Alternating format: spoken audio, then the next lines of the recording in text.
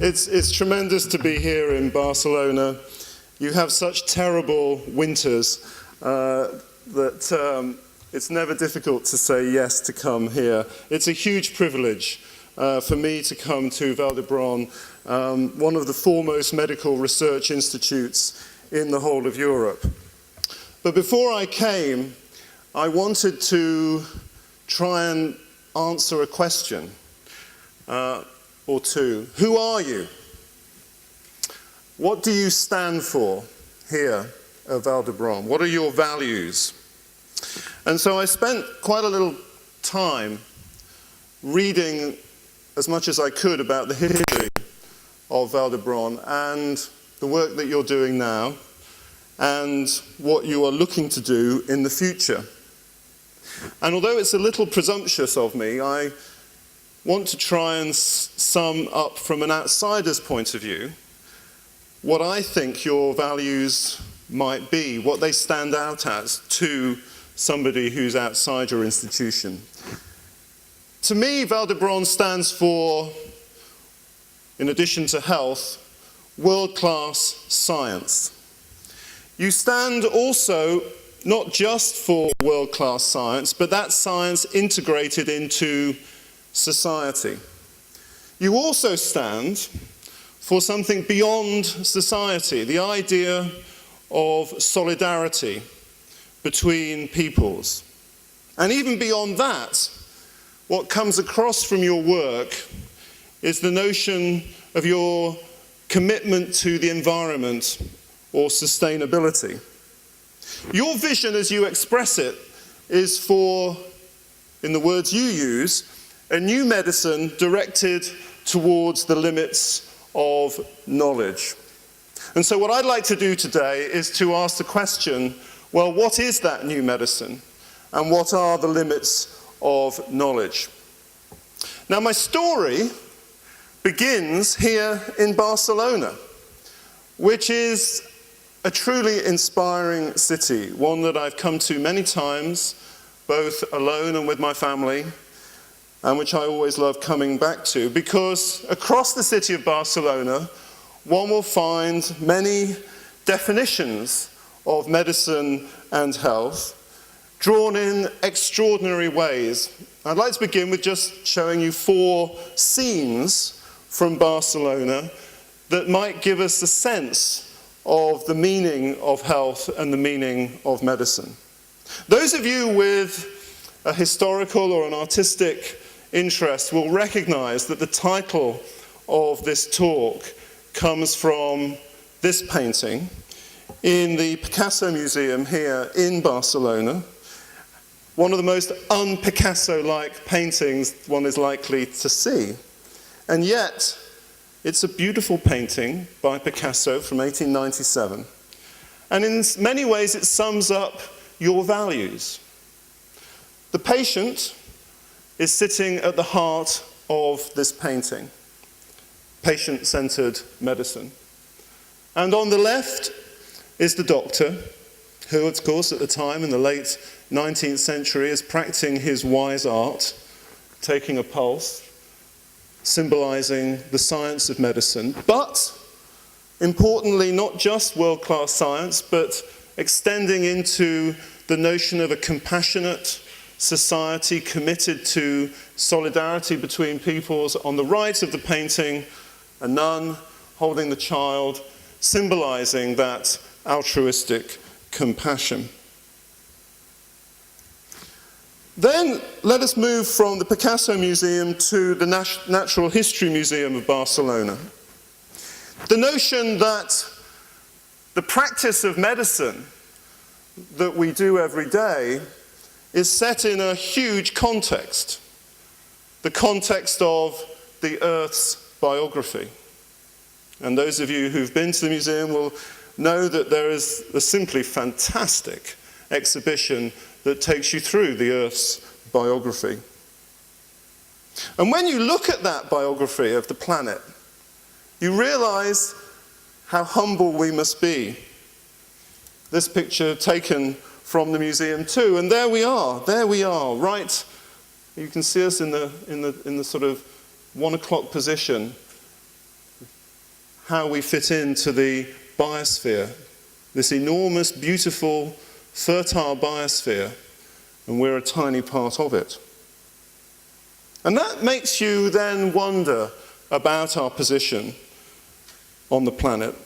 And I couldn't find a better quote to sum that up than your own Salvador Espriu, Catalan poet, of course, Barcelona, his home city. And please read these words with me, because they are beautiful, beautiful words.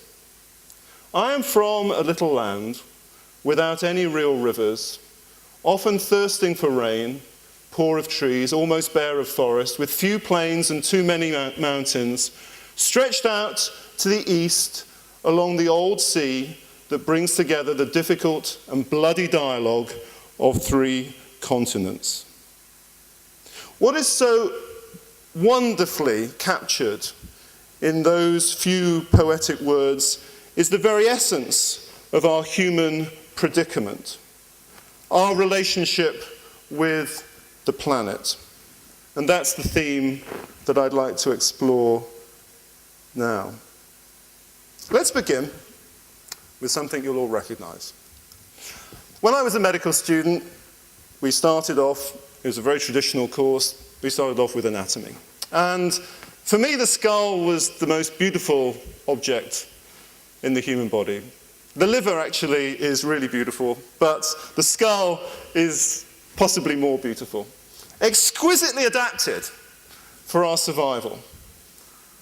The beginning of our digestive tract, our respiratory tract, holding our senses, enabling us to speak, and of course encasing the organ that makes us so distinctive as a species, the human brain.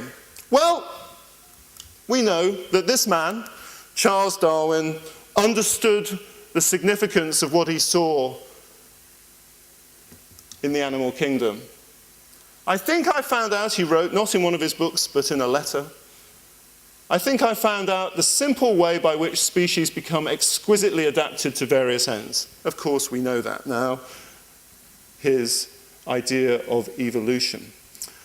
But read the letters, not the books, because the letters give you further insights into what he was trying to understand about his discovery of evolution. And these words are very telling. Man, he means humans, in the distant future will be a far more perfect creature than he now is. Now, what an interesting idea that is. That we're not just evolving, but we're evolving to a position where we are, in his words, more perfect. Now let's step back 1.8 million years ago to Georgia, where this skull was found very recently. This skull is the world's most complete adult hominid skull from the early Pleistocene era. And you can see it's very different from the skulls that you studied as medical students. First of all, it's got a small brain, nothing to do with this being an adult male. Very prominent features, coarse features, primitive features, long, drawn-out face. So then when you put this skull together and think about Darwin's idea of evolution progressing 1.8 million years ago to where we are now, you get an idea of what he's meaning about perfection. So that's our science. Now, there have always been people who've been skeptical of this idea of progress and perfection. People who would prefer to take an alternative view. Let us look at one of those individuals. This is John Milton. I quoted one of your poets a moment ago. Here's one of our poets. And in Paradise Lost, which is not a core medical text, but perhaps should be, he wrote this: "And fast by hanging in a golden chain, this pendant world." Just think about that image for a moment. This pendant world. There we are, There is our planet, our beautiful, beautiful planet, which has this biography, this extraordinary biography. But now imagine it as a pendant world, hanging by a thread.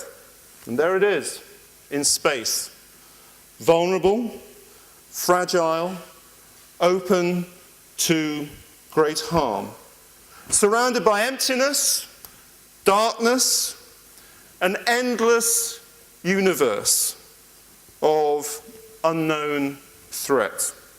The cosmos of John Milton was very different to the cosmos as we think about it today, the cosmos of Stephen Hawking. The cosmos of John Milton was infused by the idea of human beings being tempted to do wrong, to be disobedient to the moral law of their time. Temptation and disobedience on a planet that was fragile and vulnerable led Milton to have serious concerns about the future of that planet. So who is right and who is wrong?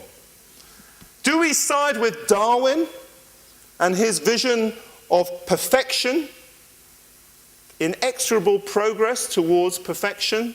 Or are we more with Milton and the idea of our fragile species on our vulnerable planet? Well, now let me take you to a different place. Let's go to Mesoamerica. And there we are, the Yucatan Peninsula, and you know where I'm going now. I'm going to the Mayan civilization, one of the great pinnacles of achievement of humankind between 300 and around 1100 of the Common Era. The Mayans invented time, the calendar, the measurement of time. They invented a number system. They were able to invent an alphabet of symbols and words that we can understand today. They invented their own medicine using human hair as sutures, being able to repair fractures, fix teeth. They were able to observe the stars, the planets, the moon. They had their own astronomy. They played sport. This was their football field. It was a religious festival. Barcelona has a football team, I gather. It's pretty similar today. It has a religious fervour to sport. The only difference was that when you won or you lost, there was a human sacrifice at the end of it. Hopefully we don't do that today when our football teams win or lose. The Mayans invented latex. So important for a ball. The only problem being that the skull from the human sacrifice was often the framework around which the latex was layered.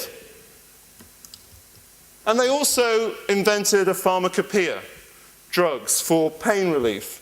And if you look here on the right, you have the person who's taken the hallucinogenic drug, and on the left is the fiery monster that is appearing in his imagination. This was an incredibly sophisticated society, and yet it vanished. It disappeared. Why? This is a complicated slide, so let me take you through it slowly. Imagine you've walked 50 meters into a cave in what is now the country of Belize. And 50 meters into that cave, you've come across a stalagmite growing up from the ground, 56 centimeters high. Now you're very clever, and you drill 4,000 little holes into this stalagmite, 1 millimeter apart. You'll see the picture again in a minute. There we go.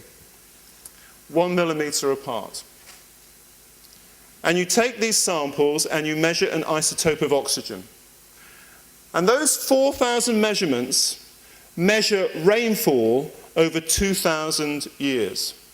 So, look at the x-axis. And there you go, from 400 to 1100 in the Common Era. And then what you see is a whole series of lines. Look at the blue line in the middle. The blue line in the middle, I don't have a pointer, I don't think, or do I? Is this a pointer? Yes, fantastic. Here's the blue line in the middle. So here we are, rainfall, as measured by this oxygen isotope. And from 400 up to around 600, 700, things are good for the Mayans. Rainfall goes up and down, but is broadly increasing. Agriculture is fertile. The population grows. Settlements expand. This is good times. Then something happens. Rainfall starts to decline. Still some variability, but you can see that overall there starts to be a drying period. And that drying period is associated with a reduction in agricultural productivity, and the joyous settlements that were expanding are not so joyous anymore. There's division, conflict, war, as they fight over scarce resources. But then we have this, a drought. And a drought that, look, it extends for almost a century, after many centuries of fertility and still survival even when under stress. At that moment, you saw famine. You saw disease. You saw war leading to death, societal collapse, and ultimately extinction. Now that was the Mayans. That's not going to happen to us, is it? We're much smarter. We're not going to make the same mistakes. The former president of the Royal Society, not known for being an alarmist or an extremist or a maverick, is somebody called Martin Rees. He's a member of our House of Lords. We still have lords and ladies in Britain. And this is what he wrote in his book in 2003 called Our Final Century. And he's repeated it many times since. I think the odds are no better than 50-50 that our present civilization will survive to the end of the present century. Now that is quite a statement. 50-50. Let's take a coin and toss and see. Heads or tails, survival or extinction by the end of this century. So it's fair to ask the question, does human health have a future? Come on, you should be saying to me. Why are you so gloomy? Look at what we've achieved. Look at what all of your medical science, all of the publications in journals, the great edifice of medicine, look at what we've done. Angus Deaton, who's an economist, wrote a book last year called The Great Escape. And he pointed out that in the past 250 years, humanity's escape from death and deprivation is the characteristic of our modern era. We've done something unprecedented. 1.8 million years ago, you had that skull in Georgia. They didn't do this. We're incredible people. Look at what we've achieved. When you look at it in terms of wealth and poverty reduction, even going back to 1990, low-income proportion of the human population was almost 60%.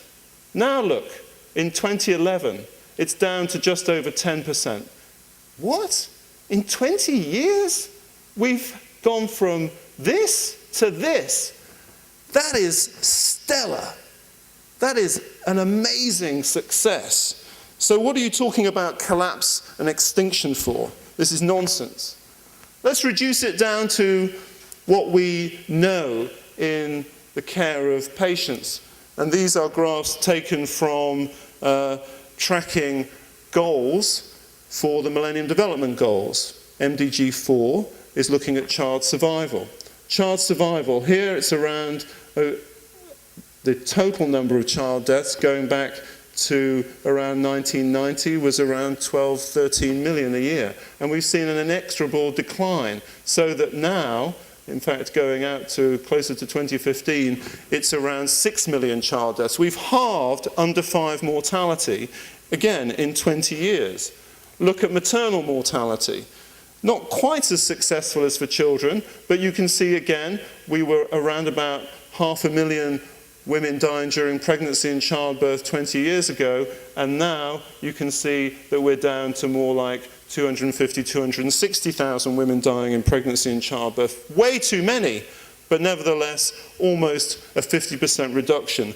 That's thanks to what modern medicine has contributed to maternal and child health.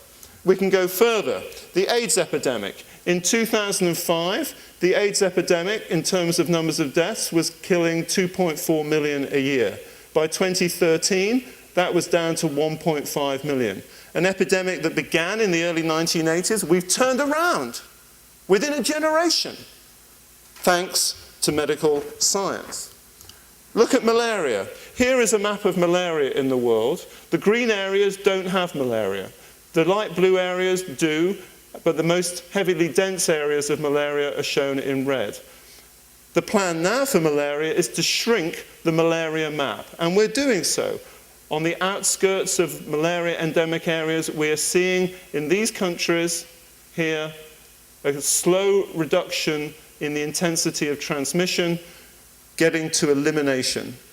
In the WHO's World Malaria Report, published just very recently, just last week, again showing stunning success. We're winning the war against malaria. Look just at the bottom curve, because that's the curve that shows the good news. Deaths from TB. Even though it's still a very, very prevalent condition, we are slowly beginning to see the decline in deaths from tuberculosis. And these successes that we're seeing across health in the world today are motivating our political leaders to do even more. I was in Toronto earlier this year when Stephen Harper, the Prime Minister of Canada, pledged $3.6 billion with Ban Ki-moon at his side to women's and children's health.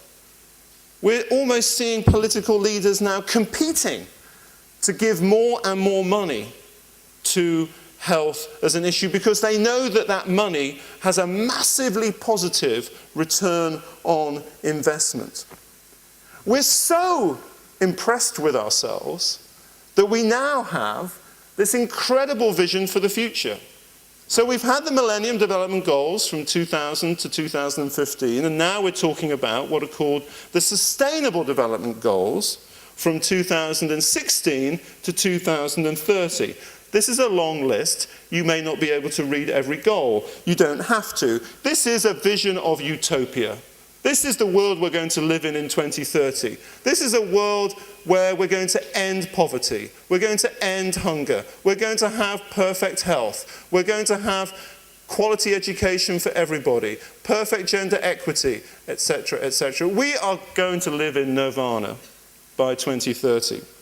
Well, that's the plan. In September next year, at the United Nations in New York, 194 nations will come together and sign up to these goals, or something very much like them, committing themselves to achieving this near utopia. We published a report exactly 1 year ago that tried to set out what that utopia could be for women and children. And it's a very simple one. It is this: that within one generation, here we are in around this was 2013, going out to 2035, within one generation, we can reach convergence. Remember I spoke about divergence a moment ago? 250 years of divergence, the rich world diverged from the poor world. Well, now we've got a future where we can converge again. And that convergence is around the idea that we can eliminate preventable mortality amongst women and children. Why? Because we have the tools, the science, the medicine to be able to do so. Come back to Milton. Come back to Esperu. Because it's not as simple as that. This is a figure from the work of Johan Rockström from the Stockholm Resilience Centre. And it shows why we need to be humble about this future. We live within this green circle. This green circle is the safe operating space of our planet. And our planet's future our future, is determined by a few variables. What are those variables? Climate change is one of them, we all know that. But ocean acidification is another. Ozone depletion, nitrogen and phosphorus cycles, the way we use fresh water, the way we use land, biodiversity loss, and these two, chemical pollution and aerosol pollution in the atmosphere. Now the red lines, the red bars here, indicate the bad things we are doing to our planet. And you can see that some of these red bars cross the line here, in other words, the safe operating space of our planet. And that tells you we're in trouble. We've crossed the safe operating space for biodiversity loss. When you've lost those species, you can't go back. We've crossed the safe operating space for climate change, and right now we're struggling to see whether in Paris in December next year we can reach an international treaty to do better. And we are damaging here a particular nitrogen cycle.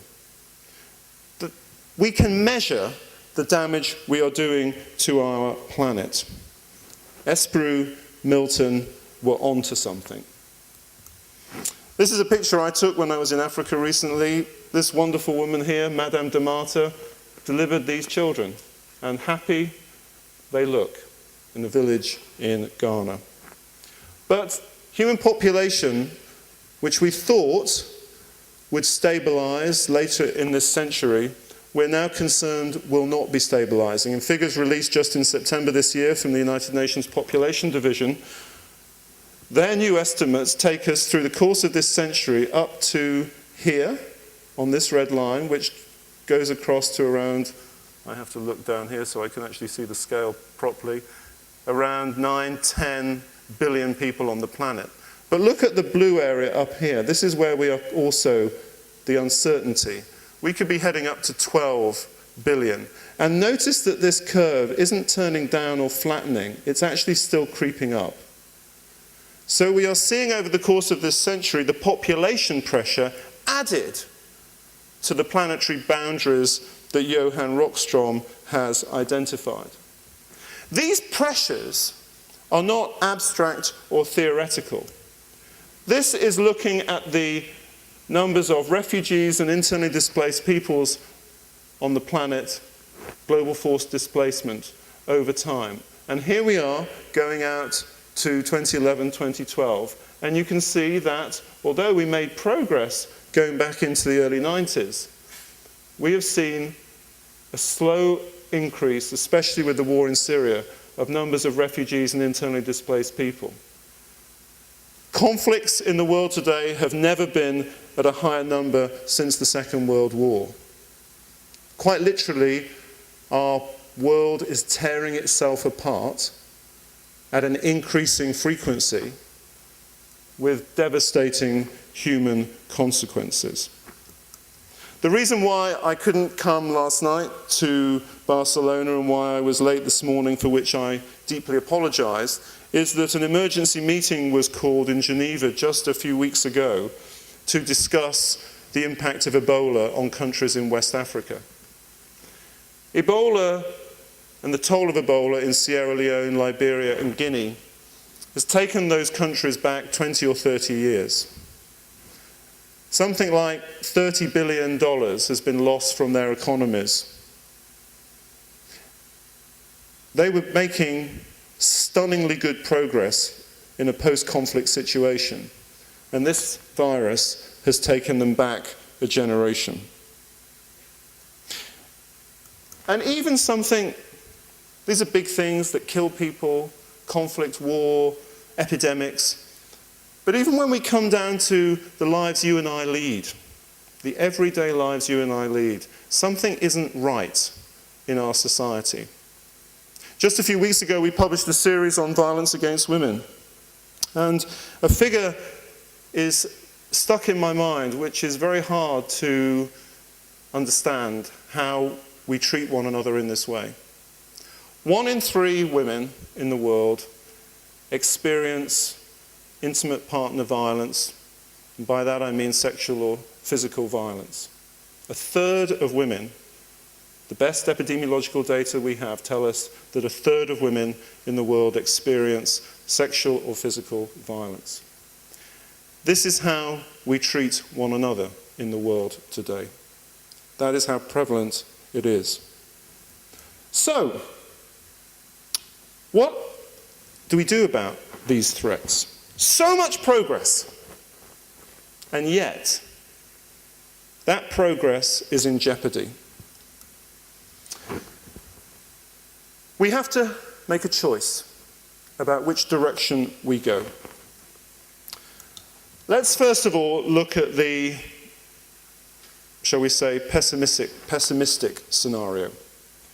There are preconditions to the collapse of civilizations, and these preconditions are very well worked out by studying past civilizations. Corruption, incompetence, insecurity, degradation of the environment, poverty, conflict and invasion can all lead to economic decline, which can then precipitate economic crisis. And then we have a choice. And the choice is very stark. We can go to a place of instability with breakdown in our societies. Now, this is not a million miles away from what happened in Europe, and in some places is still happening in Europe after the financial crisis of 2007-2008. Conflict, when I say privatization, what I mean by that is we lose confidence in our public institutions. Disease, decline, depopulation, instability in our political regimes, which can then very quickly lead to collapse. Fracture, civil war, social chaos, famine, fragmentation. This is, of course, what happened in the Mayan civilization. There's an alternative. Let's be optimistic. That alternative is that we can choose the path to stabilize our future through resilience and adaptation. That requires vision. It requires a commitment to solidarity, cooperation between peoples. It requires us to believe that we have to transform the conditions in which we live. And that can give us the opportunity to reconstitute and reconstruct our societies, to recover, to develop a new cultural memory, to have new beliefs about what we can achieve as a people, as a species. Now, there's a fatal flaw, though, in the way that we're looking at the world today. Here we are. Right now, we perceive the threats to be somehow external to us. The threats come from the physical world in which we live.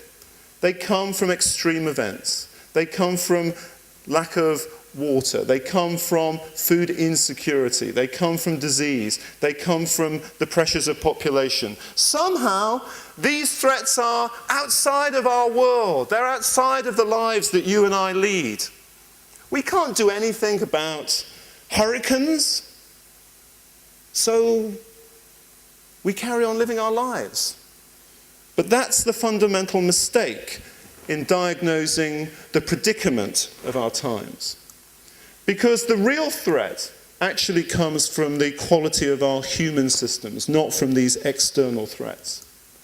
The way in which we organize our civilizations, the way in which we decide how to organize our economies, our politics and political systems, our social stability, our achievement of peace. These are things that you and I do control.